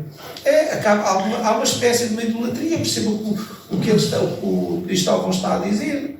É verdade, ela tem os escritos delas, ela escreveu mais de 100.000 páginas, são muito abundantes. São quantos escritos? Quantos livros? Pois foram divididos, há compilações, por exemplo, usam muitas vezes, e aí, pronto, ela tinha escritos avulsos, folhas soltas, e então juntaram sobre um determinado tema, fizeram um livro, juntaram todos os escritos avulsos que ela tinha sobre este tema e fizeram um livro. Portanto, fala-se em 60, 70, 80 livros, mas no fundo ela ali escrevia em páginas, ela nem fazia os livros, depois eram impressos, mas ela o que ela fazia eram livros, eram páginas, depois iam para a tipografia. Mas foram mais de 100.000 páginas, ela escreveu sobre praticamente tudo, não é? Mas houve coisas, por exemplo, perguntava-lhe sobre os 144.000, não é? E ela nunca entrou muito nesse tema, não é? Inclusivamente ela dizia, eu não estou nos 144.000, de acordo com aquilo que é o entendimento atual, os 144.000 é aqueles que vão estar vivos quando Jesus voltar. É claro que ela não está viva quando Jesus voltar. Sim, Nazaré. Foi algo que eu ouvi em que a razão pela qual houve a necessidade dos escritos via é porque nós, na altura, enquanto igreja, não estudávamos a Bíblia conforme... Também ouviu isso? Eu falei nisso. Também falei disso. Sim, ou seja, houve a necessidade de reforçar que nós... Ou seja, se nós estudássemos como devíamos e podíamos, nunca teríamos os escritos de Ellen White. Agora, Deus, claro, sabendo isso de antemão, preparou logo. Deus não foi apanhado desprevenido. Não é? Deus não foi, afinal o meu povo tem que arranjar já aqui uma solução porque o meu povo não está a estudar. Não. Já no início Deus sabia que nós não íamos estudar como devíamos. Deus nunca é apanhado desprevenido. Agora, vamos ao teste do dom profético. Vamos lá aos testes. Uma vez que a Bíblia adverte que antes do retorno de Cristo apareceriam muitos falsos profetas, devemos investigar cuidadosamente todas as reivindicações de manifestações do dom profético. 1 Tessalonicenses 5, 20 e 22. Portanto, temos que estar, não nos podemos entregar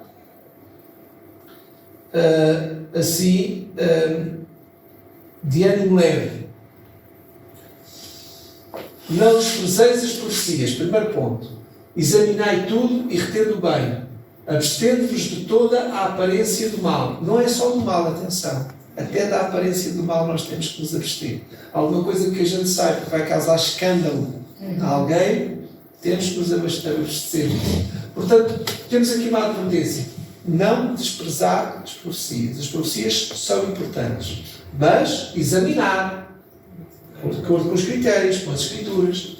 E depois reter o bem, ou seja, dentro dessas profecias haverá algumas que são realmente verdadeiras e então temos que retê-las. Eu tenho lido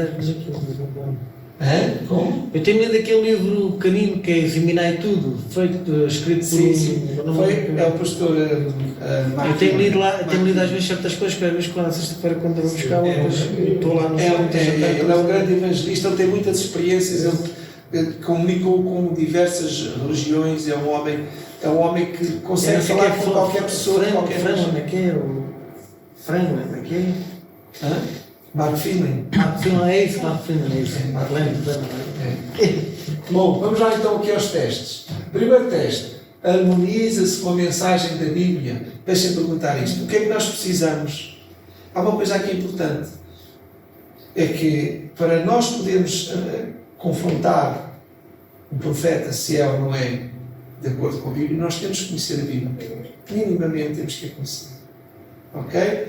Portanto, se não conhecemos a Bíblia, começar a examinar os profetas é um erro. Portanto, um profeta posterior jamais poderá contradizer um profeta anterior. O Espírito Santo jamais se contradiz. Portanto, é o Espírito Santo que inspira a todos os profetas. E não pode inspirar uma coisa a um e outra coisa a outro. Mas as predições comprovaram-se verdadeiras, outro texto. Aquilo que ele profetizou veio-se a concretizar, é outro texto, não é? Embora as profecias possam representar uma pequena parcela da mensagem profética. Porque lá está, a mensagem profética não é só acontecimentos futuros. Nós temos na Bíblia profetas que eram para traziam repreensões ao povo, traziam realmente castigos, não é? O profeta era como que um porta-voz, não é? Era o mensageiro. Um mensageiro, um porta-voz, não é? As profecias possam representar uma pequena parcela da mensagem profética, a sua exatidão deve ser demonstrada. Portanto, tem-se de demonstrar para que possamos aceitar um profeta que realmente é verdadeiro. Enquanto isso não estiver demonstrado, não. Mas, reconhece a encarnação de Cristo, o verdadeiro profeta deve crer na divindade e pré-existência de Cristo, seu nascimento virginal, sua humanidade, etc. Ok? O profeta crê realmente em Cristo Jesus como Deus e verdadeiramente Deus, o nascimento da Virgem Maria, todas estas coisas. Que tipos de frutos produz o profeta? Outra coisa, vamos ver como é que é a vida daquele profeta. O que é que ele faz? Podemos discernir os falsos profetas através dos seus frutos. Mateus 7,16, são palavras de Jesus, vamos vê-las.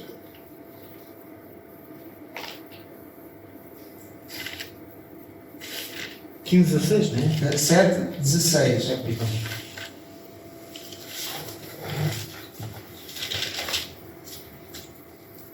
Por seus frutos os conhecereis, porventura colhem-se uvas dos abrolhos, uvas dos espinheiros ou figos dos abrolhos? Acho que a gente leu há bocado, não foi? Foi. É. Portanto, pelos frutos que nós os conhecemos. E temos aqui um outro versículo, também 18, versículos 18 a 20. Não pode dar boa dar maus frutos, nem a árvore má dar frutos bons. 19. Toda árvore que não dá bom fruto, corta-se e lança-se no fogo. 20. Portanto, pelos seus frutos os conhecereis. Portanto, outro aspecto é este, realmente vermos a vida desse profeta e então vermos como é que ele está de acordo ou não com a palavra de Deus. Na Igreja Adventista do Sétimo Dia, o dom de profecia manifestou-se ativamente no ministério de Ellen White, tendo satisfeito os testes bíblicos. Ela prosseguiu o seu ministério profético durante 70 anos e, portanto, a sua vida está bem conhecida. Não é? Para além de uma série de testes que nós sabemos que fizeram a ela. Não é? Lá dentro falávamos daquela Bíblia com 8 quilos, não era? Ou mais de 8 quilos, no ar durante 2 horas e tal. Depois chamaram os homens mais fortes que eles tinham lá, poucos minutos aguentaram com aquela Bíblia assim no ar como ela estava. Portanto, tudo isso nos leva a ver que realmente era algo sobrenatural que ali estava. Concordância com a Bíblia. Cuidadosos estudos têm demonstrado que os seus escritos são coerentes, fidedignos e em total concordância com a Escritura. Ok? Portanto, somos desafiados a fazer isso. Exatidão das predições. Os escritos de Ellen White contêm um número relativamente pequeno de predições. Entretanto, aquelas que podem já ser testadas cumpriram-se com extraordinária precisão. Exemplo de predição cumprida. O surgimento do moderno espiritualismo. Em 1850, quando o espiritualismo ainda se encontrava nos primeiros passos, Ellen White identificou como um dos grandes enganos dos últimos dias. Hoje, o espiritualismo tem se estendido a todo o mundo. É ou não é verdade? Nas mais diversas formas, nem sempre manifestado claramente. O reconhecimento da encarnação de Cristo. O livro desejado de todas as nações tem sido aclamado como um dos mais espirituais tratados sobre a vida de Cristo. Enquanto o caminho a Cristo tem conduzido milhões de pessoas a um relacionamento mais íntimo com Ele. Portanto, aqui estão os frutos, não é? Ellen White, os escritos dela têm produzido frutos. Influência do seu ministério. Decorrido mais de um século desde que Ellen White recebeu o dom profético, lá está, ela recebeu o dom profético, não é? Isto é outra coisa importante. ela não tinha nela mesma por ela mesma. Ela recebeu de Deus e aceitou.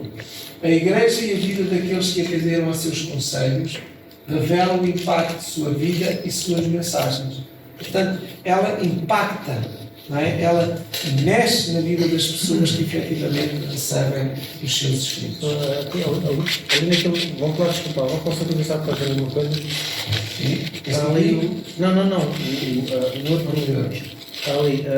Conselhos sobre o regime alimentar. Até diz como é que devemos, porque é que devemos comer ali tudo. Exatamente. E a forma, a mistura de alimentos, que não se pode misturar uma série de coisas estão ali. Os escritos da Ellen White não constituem um substitutivo para a Bíblia. Não podem ser colocados no mesmo nível. Isto é importante. Agora, nós todos sabemos isto. É verdade que existem alguns irmãos que começam a afirmar muito a sua fé. Muitas vezes conseguem explicar tudo pelo Espírito de Profecia, mas depois com a base bíblica não o conseguem fazer. É claro que isso é um erro, não é? Nós devemos estar preparados para explicar qualquer doutrina bíblica com base na Bíblia. Porque poderemos realmente ter pessoas à nossa frente que naquela fase, primeiro numa fase inicial, em como nós estamos a querer levar-lhes a mensagem do Evangelho, ainda não estão preparadas para receber o Espírito de Profecia. E, portanto, temos que estar preparados para lhes falar apenas com a Bíblia na mão e dar estudos apenas com a Bíblia na mão. Numa fase posterior, então sim, dar-lhes essa ferramenta adicional, uma bênção adicional que nós temos e os outros não têm. É verdade. E temos que tirar proveito dela. Por exemplo, as lições da escola sabatina que são escritas pelas pessoas que escrevem, nos facilita muito a entender o contexto que está na Bíblia, que nós não conseguimos entender só ao ler os capítulos dos versículos. Exato. Mas ao estudar... E ao agruparem os textos também, eles vão buscar vários textos, isso ajuda-nos. E a nossa mente consegue ver as coisas que não entendíamos só com o Sim. Não, e é indiscutível que ela traz realmente luz clara sobre coisas que realmente não era fácil nós entendermos só com base na Bíblia. Não quer dizer que, lá está, que não aceitássemos o Evangelho e que não conhecêssemos o Evangelho sem os escritos dela. Muitas pessoas se salvam sem os escritos dela, sem os conhecerem, não é? E chegam à verdade do Evangelho. A questão é que há um privilégio que nos foi dado, há um benefício que nos foi dado, e nós não o vamos aceitar, não o vamos receber. A Bíblia é o padrão supremo. E depois a questão é esta: a Bíblia, não há qualquer conflito, não há confronto, não há contradição, não é? Não há contradição. Portanto, se houvesse contradição e nós tivéssemos que escolher um ou outro, poderíamos colocar a questão, mas não há essa contradição. Não temos que escolher entre um e o outro. Não temos que escolher. Temos os dois. E temos em primeiro lugar a Bíblia. Somente a Bíblia. Exatamente. Só a Escritura. Os adventistas do sétimo dia apoiam plenamente o princípio da reforma. Só a Escritura, a Bíblia como seu próprio intérprete e a Bíblia sozinha como base de todas as doutrinas. Ok? É isso. Portanto, a Bíblia como seu próprio intérprete, mas que não está fora de questão que Deus nos possa iluminar e ajudar com outras. Não é? Aliás, ela própria socorre-se. Quando ela faz uma explicação, ela vai socorrer diversos textos bíblicos, de onde é que realmente aquilo está apoiado. Sim, Manuel? É como o pastor Marco Filho também escreve. Isso. O Mulhão também escreve. Claro. É verdade. Às vezes há pessoas que estão mais disponíveis. E é claro que são homens também inspirados e consagrados a Deus. Mas estão mais dispostos a ler o livro de qualquer outro pregador, não é? Sei lá, até Billy Graham e outras pessoas que também tiveram o seu caminho, também fizeram a sua experiência com Deus, mas estão mais dispostos a ler esses livros do que a ler os livros de Espírito de Profecia. E isso, quanto a mim, é um erro. Não estou a dizer que não devem ler os outros livros, não. E são homens consagrados a Deus, que tiveram a sua experiência. Vamos retirar de lá aquilo de bom que eles tiveram. Mas, lá está, não vamos colocá-los acima ou à frente do Espírito de Profecia. como também na nossa igreja, eu acredito que quem sou para dizer isso, que eu acho que está errado é as pessoas priorizarem ler o escrito de Ellen White antes de ler a Bíblia. Ainda não leu a Bíblia como deve Quem ser. faz isso? Há muita gente que lê mais o estudo de Ellen White do que a Bíblia. É mentira isso? Não é mentira. Pois, É por isso que as pessoas dizem, a Ellen White disse. pois. Quando alguém está dizendo, Ellen White disse, Cuidado que essa com pessoa isso. não leu a Bíblia, porque a Bíblia é que disse. Eu primeiro devia dizer, em tal, a Bíblia diz no livro tal, versículo tal. Ellen White, aí, clarifica ainda mais neste livro com esta expressão. Houve uma época em Angola que se tu preparares uma pregação, pronto, eu ainda era jovem na igreja, né, mas eu via esta situação. Se não mencionar Ellen White, a pregação não está boa, não aceitavam. Mas não tem que ser assim. Ellen White ajuda. Os escritos dela vêm ajudar uma pregação a estar mais Reforça de alguma mas não quer dizer que se não entrar escrito na Ellen White a pregação não está. Ellen White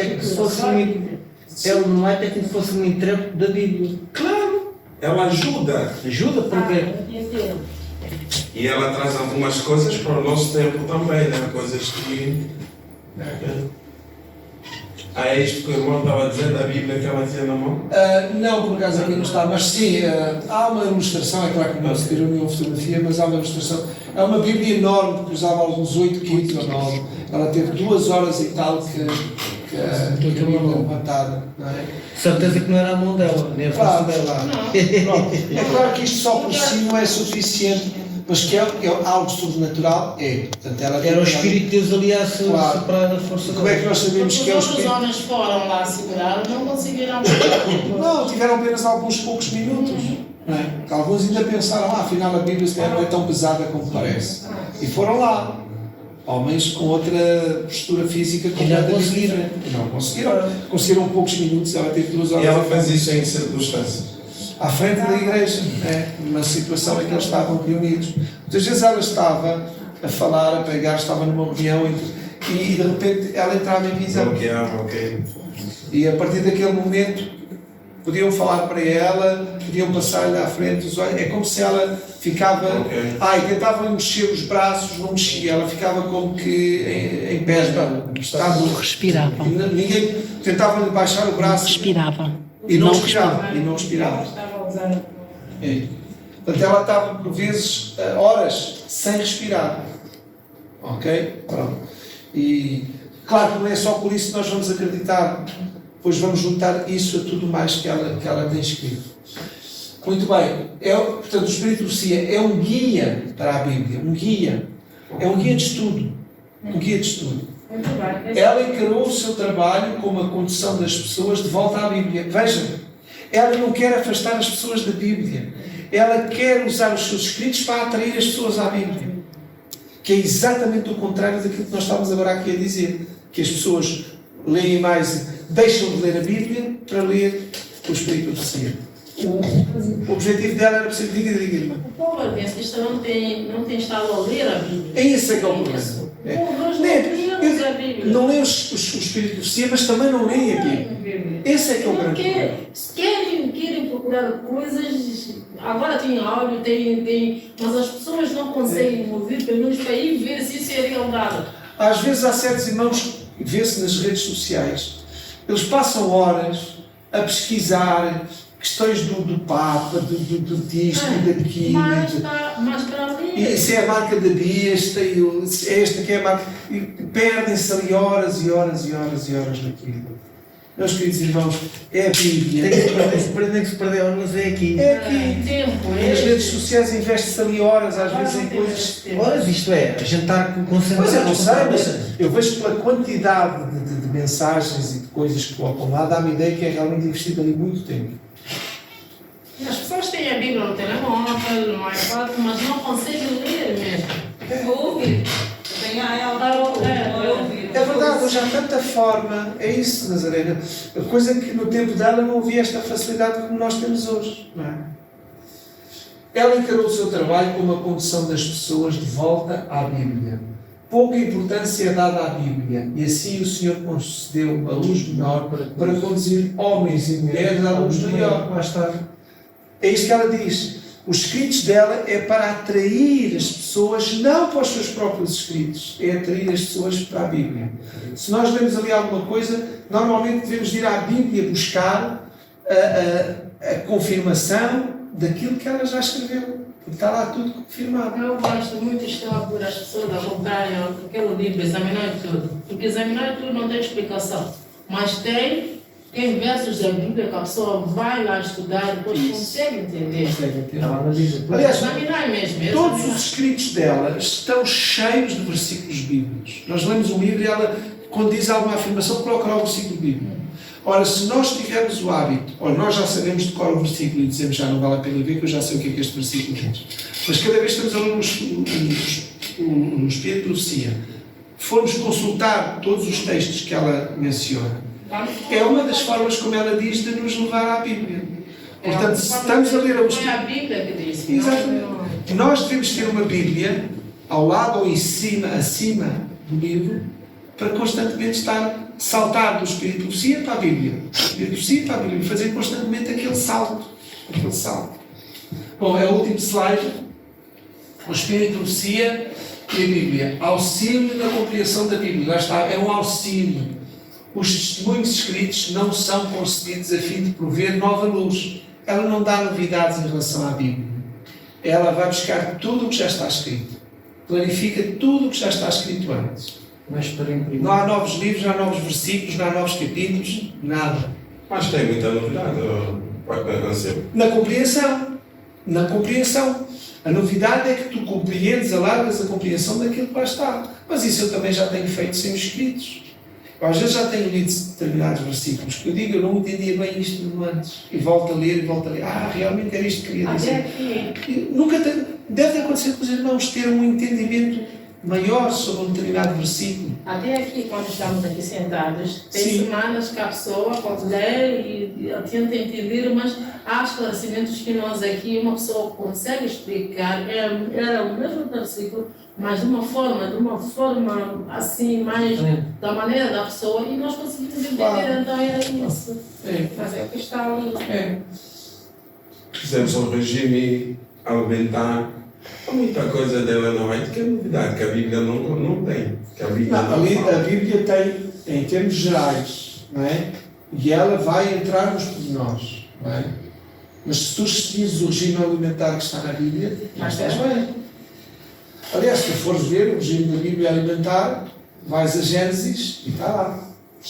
Levítico também, não é? Não, é porque em Gênesis, Adão e Eva era tudo o que dá os frutos, as sementes, os vegetais, Ok, é isso. não passas dali. Ok. Esse é o regime ideal. E é esse que nós vamos ter para a eternidade. Como é que é? É os vegetais, legumes e sementes. E frutos, não é? Temos a experiência de Daniel. Como? Temos a experiência de Daniel, quando ele diz Claro. que alimentar. Exatamente. Comida. Exatamente. Quer dizer, os outros tinham a mesa do rei, portanto, o melhor que havia naquela terra, no maior império da terra. E eles, uma comida do mais simples que podemos E pensar. água. E ficaram com o melhor aspecto. E E água, pois. naquele tempo não havia sumos, era água. Não sei se eles espremiam a fruta, se não sei, isso não sei, mas pronto. Refrigerantes como nós temos hoje, isso não. Não havia, fica tão É certo. café. E café. Os testemunhos escritos não são concedidos a promover nova luz, mas para imprimir vividamente sobre o coração as verdades da inspiração já anteriormente reveladas. Ok? Portanto, é isto, meus queridos irmãos.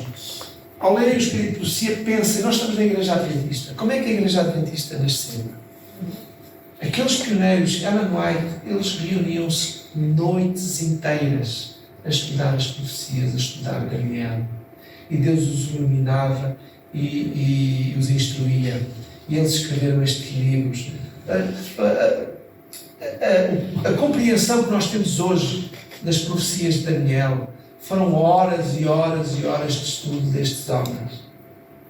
Portanto, e Deus usou Ellen White. para erguer a igreja adventista. E lá estou eu a dizer aquela, não é? E usou o Espírito de profecia, usou aquela mulher que estava disponível, quando outros dois não estiveram. Não é? E portanto, nós, ao queremos verdadeiramente compreender os princípios adventistas, temos que perceber como é que a igreja adventista nasceu e cresceu. E portanto, Deus usou o Espírito de profecia, usou esta mulher, podia ter usado outros, quis usar outros que não se deixaram usar. Ok? Portanto, ela é uma terceira escolha. Há pessoas que não gostam de ser segunda escolha. Ela foi terceira.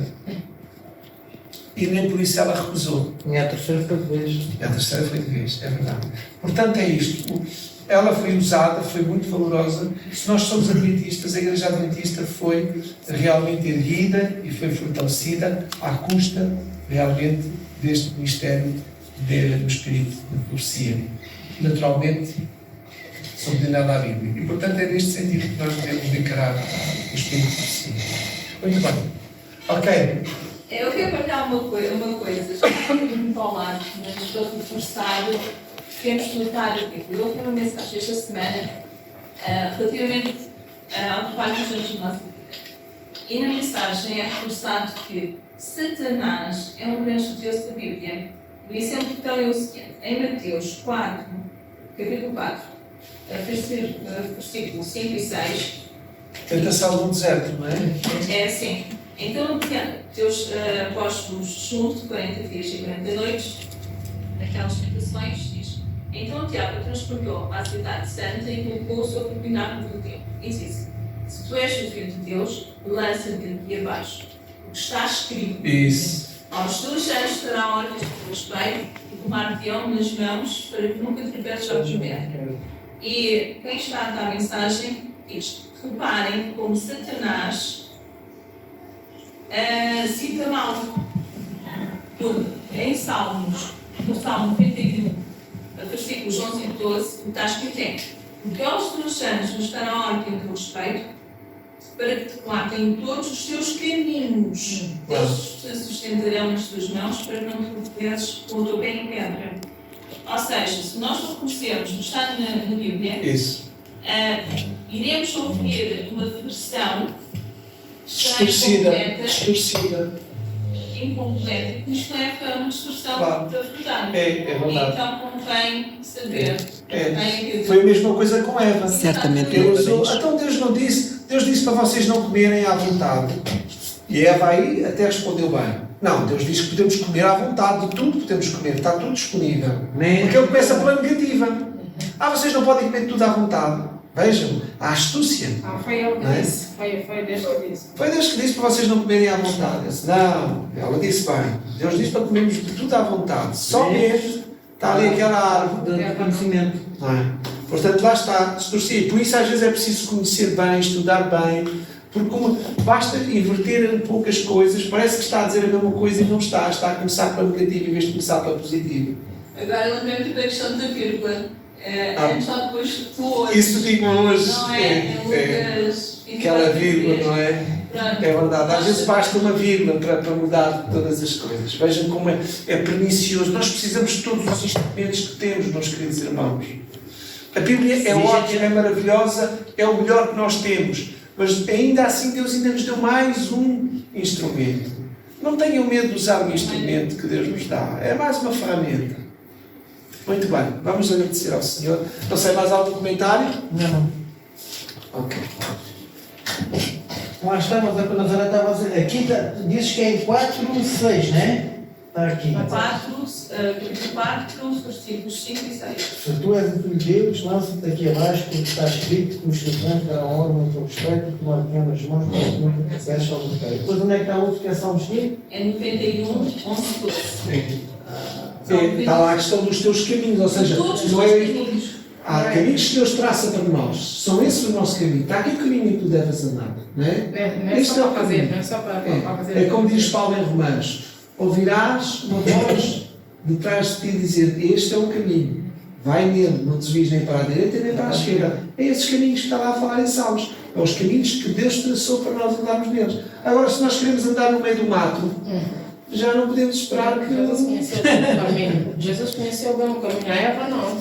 Pois, Eva. Imagina nós. Ela até começou por responder bem. Só que lá está, nós não podemos entrar em diálogo com o inimigo. Exatamente. Nenhum de nós aqui, Aham. nenhum de nós Não aqui fiz acho que estava, penso que está bem preparado. Eu conheço bem a Bíblia, podia entrar no. Eu não vos livro disso. É cortar, não entrar em diálogo, seja com demónios, nada em absoluto. É Eles oração são com seres Deus. muito mais inteligentes que a gente, se eles Claro, estão assim, conseguem. claro. Não vai enganar até.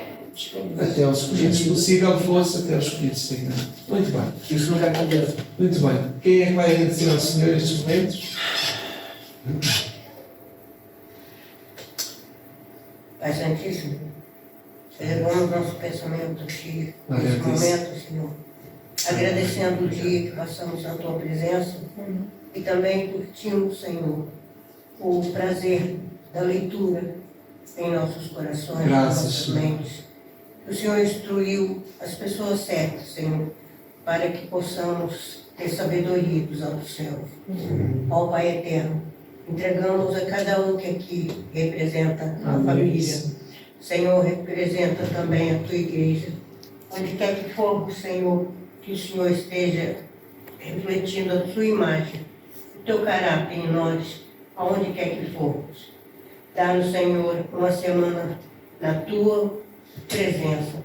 Que o Espírito Santo de Deus não desvie o olhar de cada um de nós. Amém, Senhor. Senhor, não digo só os que aqui estão, mas a Tua igreja espalhada Amém, sobre a terra. Senhor. Assim seja. Dá-nos, Senhor, segundo a Tua mensagem, o Teu caráter, mais discernimento, mais fruto, Senhor, para a Tua obra. Amém. Dá-nos, Senhor, a Tua presença. Batiza-nos 24 horas, Senhor, por dia, a cada instante. É o que te pedimos, não só por mérito, não por mérito que é de nós, mas pelo amor de Jesus, aquele que derramou o seu sangue na cruz, Senhor. E assim cremos.